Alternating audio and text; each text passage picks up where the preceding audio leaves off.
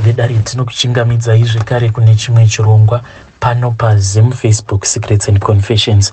Hei, zvakangooma hazvo veduwe, pane vamwe vatete avo vandakataura navo mushure mekunge ndataura navo ndokubva vazonditumidzira voice note ravo.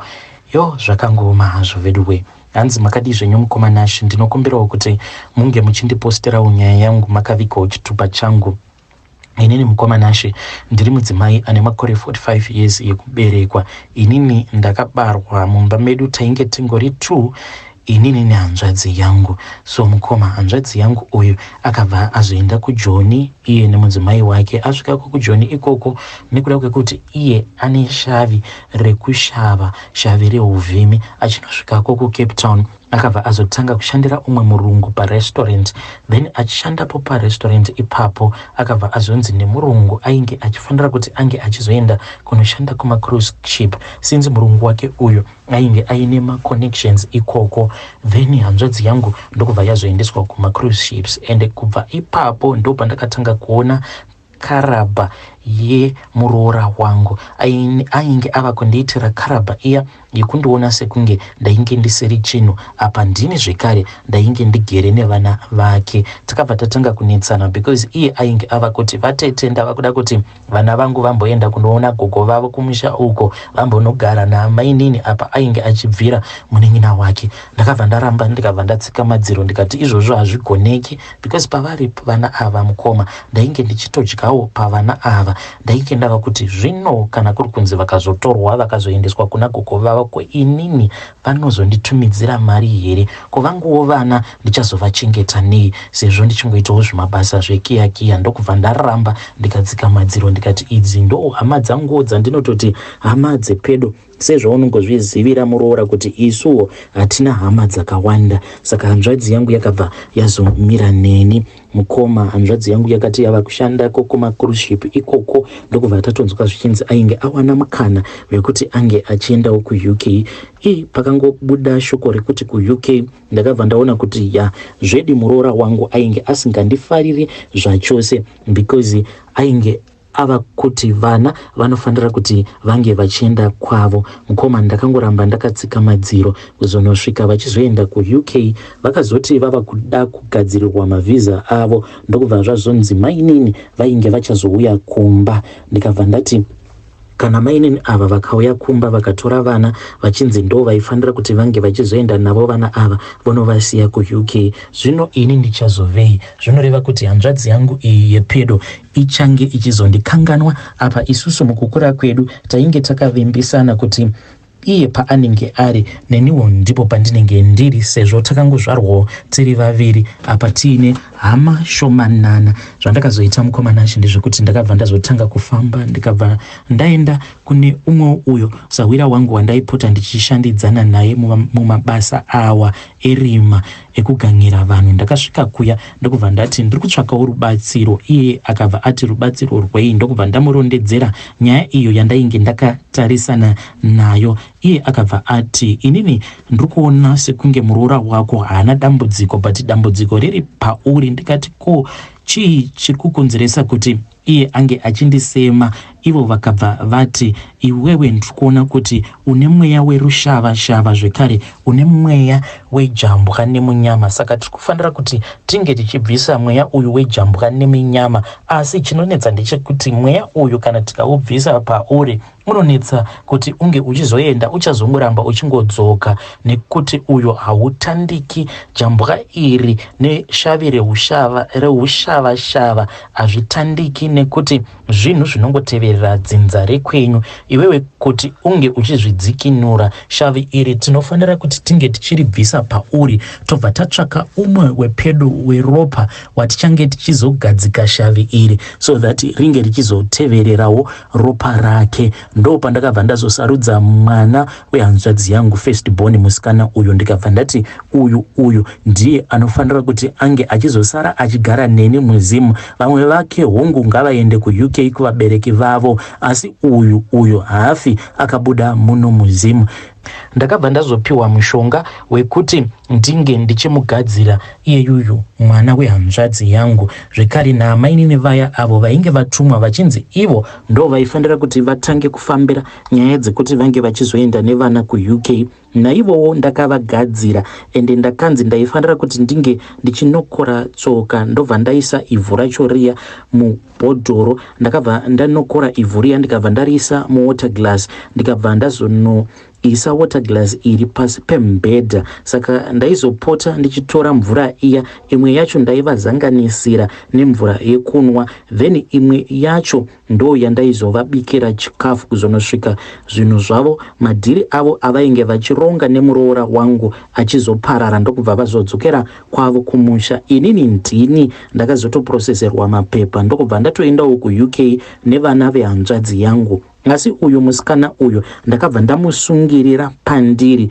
Mhiko dzandakamuitira ndedzekumusungirira pandiri nekuti iye handidi kuti ange achibva pandiri, nekuti ndinodawo kuti ndipote ndichidyawo vange vachinditumidzirawo mapounds. Ko kana iye akaenda ko kuUK ka vanenge vava kutondikanganwa, pane pavangazofunga nezvangu here, nekuti iye muroora uyu ndiye akagara akandingwadza, because kubva zvavakatanga kuita madiscussions ekuenda kuUK ndakabva ndaona kuti muroora ainge ava kunyanya kuswededza hama dzake pedo ende inini ainge ava kundipushira kure.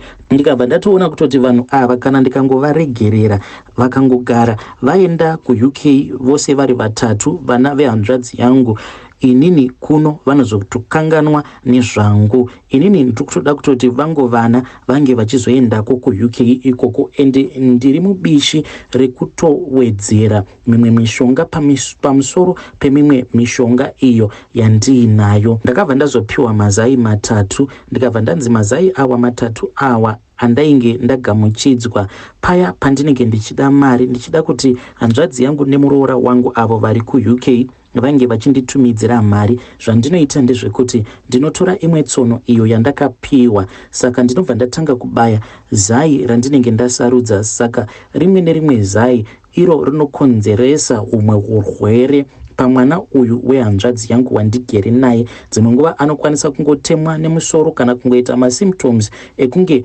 munhu ava nekenza, kana kungotanga kungogwina achiita sekunge munhu ane pfari. Ende nguva zhinji anoti kana aadmitiwa kuchipatara zvinobva zvazotora nguva yakati rebei akaadmitiwamo muchipatara. Saka mari dziya idzo dzinenge dzichitumidzirwa nehanzvadzi yangu, kunyange ndikabhadhara mari idzodzo kuchipatara, mari idzi ndinozoti kana ndadzokera kumba ndinosvika mari idzodzo dziripo pasi pepilo, dzinobiwa nemishonga. Mari idzi dzandinobhadhara kuchipatara dzobva dzanoiswa pazasi pepilo yangu. Zvekare ndine rimwe zai iro racho randakatanga kushandisa, but zai iri rakabva razoputsika, but mamwe awa kunyange ndikamabaya netsono sei hafi akaputsika, iroro roga ndo rakaputsika. Saka iyo n'anga iyi yandinoshandidzana nayo yakabva yandibvunza kuti unoziva here the reason as to why zai iri raputsika? Ndikabva ndati kwete, handizivi. N'anga iya yakabva yati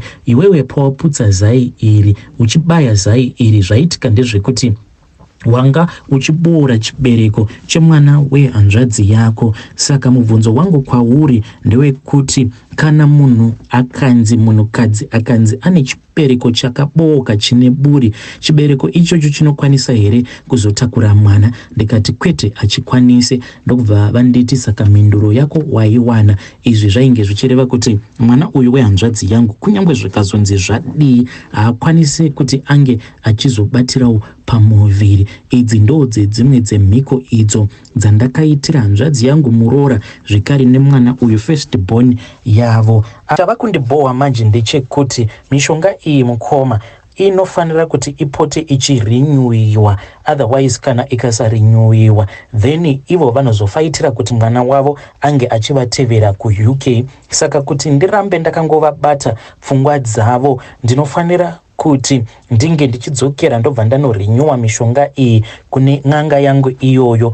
Ende zvinondibhowa mukoma because after each and every 3 months ndinofanira kuti ndinge ndichidzokera kumba kweng'anga yangu iyi. Ende dambudziko riripo nderekuti hongu mari ndinotumidzirwa, mapounds awa ndinotumidzirwa, but anongosvika achingodarikira because ng'anga iyi iyo inodawo mari, inodawo commission. Every time pandinodzokera kumba kwayo ng'anga iyi ndinenge ndichitoita sekunge ndiri kutotangidza kuti one start, ndotangidza futi kubhadhariswa dzimwe mari dzandinenge ndakambobhadhara before. Koma izvi ndo zvinongondibhohwa chete pamishonga iyi yandakapiwa neng'anga iyi yandinowirirana nayo, iyowo iri kutodyawo neni. Hey, vedare ndo message iyo yandakatumidzirwa ichibva kuna vatete ava. Ndikutsvaga imwe message iyo yavakanditumidzira vachiti hanzi ng'anga yacho inogara kupi, rikati tuone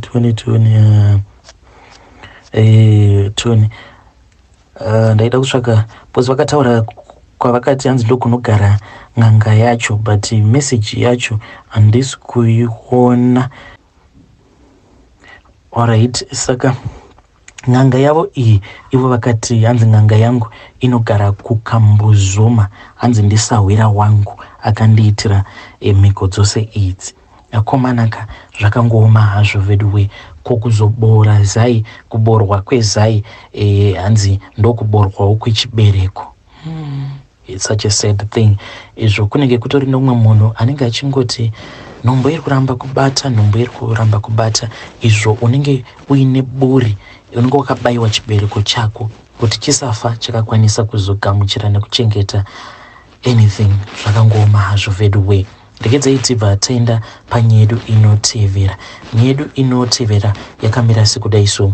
Hanzi makadi zvenyu mukomanashe, ndinokumbirawo kuti munge muchindiposterawo nyaya yangu makavikawo chitupa changu. Yangu confession mukoma itori in the process of happening, ende ndikutombofunga kutombokwajisa sisi vangu. So sisi vangu ava mukoma, ivo she is a cousin sister, tinongoshare our mothers, vana amai vedu ivo vakazvarwa nemunhu Juan gogo vedu. Saka vakabva vazondidana vakabva vati uya utsvake basa. This was after ndafoira olevu yangu, ndakanyorawo last year ndokubva ndazofoira, but mudhara manje vainge vachida kuti ndinge ndichiramba ndichienderera mberi nechikoro, but already mukoma ndainge ndatotanga kutoita zvemaboyfriends kuzosvika mudhara one day vachizondiwanikidza ndakatomira mustreet nditori negai wangu tichitokisana paya. Then mudhara ndokubva vandirova, ndikabva ndatiza pamba ndainge ndafunga hangu zvemarriage, ndokubva ndatizira paya. Then ivo mudhara vakabva vazoya vachinditora by force, ndikabva ndazoenda ndikatanga kunogara kumba kwaGulezi. Saka Gulezi ava ndo mam cousin sister vangu ava vandiri kugara navo. Vakabva vati kwandiri, tarirawo kuti upenyu hwako hungori scattered, haudi here kuti unge uchienda kuSouth Africa. Ndikabva ndati mungu mamu ndinoda kuenda kuSouth Africa. Ndokubva vazotaura nabamukuru, vakabva vazotaura futi nazizi vanova vandiri kugara navo iko zvinozvi. Then the money was organized, ndokubva ndazouya kunoko. Pandakauya kunoko mukoma, ivo sisi vainge vasiko, vainge vakaenda zvavo kuma church conferences avo. Saka at that time pandainge ndigere nabamukuru nevana vecousin sister yangu mukoma, I think kuti ipapo ndo pandakabva ndazodevelopa kamwe kaattitude kekutozviudza kuti but murume uyu zvaari bo1 bo dude anokwanisa kutoita wangu plus deni bo motikari anayo, ende kumba futi vatori nezimba ravo ravakavakisa mumasvingo. So I started imagining ndigere zvanguko kumasvingo ikoko, even bamukuru vakaramba vachishanda kunoko, but inini manje ndava mukadzi wavo ndichigara kuimba yavo yekumasvingo uko. The day when my sis was supposed to return back mukoma, ndo pandakabva ndazosangana nezvinhu zvekuti it made me to fall in love navo bamukuru ava. Zvakaitika on that day, ivo bamukuru vainge vachigadzirira kuenda kuchurch, and I could not even go to church because of what I saw. inini ndainge ndichigadzirirawo kuenda kuchurch after I had given the kids my Weet-Bix ekuti vange vachidya. So I saw kuti Bankuru was delaying zvavo. I wanted to go and check if everything was okay and if there was anything zvainge zvichida kuainiwa. Ndakabva ndazoenda kubedroom kwavo ivo Bankuru ndokubva tangonoita mahwekwe.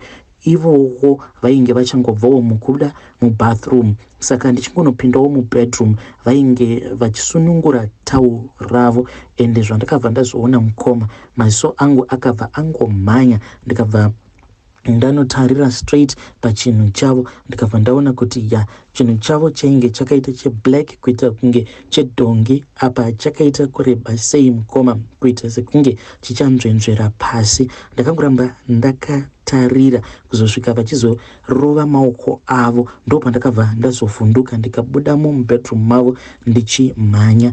But from that day ivo vanongonditarisa or vanongonditi hai takatogara zvedu tichiona mamovies nasisi vangu varipo, vanongonditi hai how are you mainini, then tinongotaura nyaya but hatisati takambotaura nyaya dziri romantic. But inini ndava kutofunga kuti it is far much better kuti ndingo overtake sisi vangu then I will return back home. Kana ndikanzi ndava nenhumbu ndopa ndobva ndazodzokera kumba, ndobva ndangoita hangu mukadzi wavo which number 2 because I can see kuti he is a good man, a good-hearted man. Apa vane mari, apa he is gifted futi down there. Ndo zvandiri kuronga izvi mukoma, and I am knowing kuti I am going to succeed because some of the things that I am currently doing, these things I am seeing kuti ivo Bankuru havana kana do neni. When it comes to romance, I can see kuti vachiri kamwana kacheche, hapana kana chavanomboziva. This is my own confession mukoma. Should I go ahead or should I just stick to looking for a job? Apa Bankuru futi havadi kuti ndinge ndichitsvaka basa racho, saka I think kuti I have one in the bag. Hey, vedare ndo message iyo yandakatumidzirwa nichibva kune mwanasikana uyu. Zvakangoma hazvo veduwe. Aya, pakaipa ama 2000 aiwa unoshaya comment, asi ngatitaurei naye mwanasikana uyu mucomment section. I'm sure kuti variko kunze uko vachangoti kabhishu kemunhu, asi ngatimubatsireiwo mucomment section. Ko kuchechi ikoko hakunawo here vari kumayouth vezera rako, so that you can start to develop your own relationship muzosvikawo pakuroorana, not izvi zvauri kufunga izvi.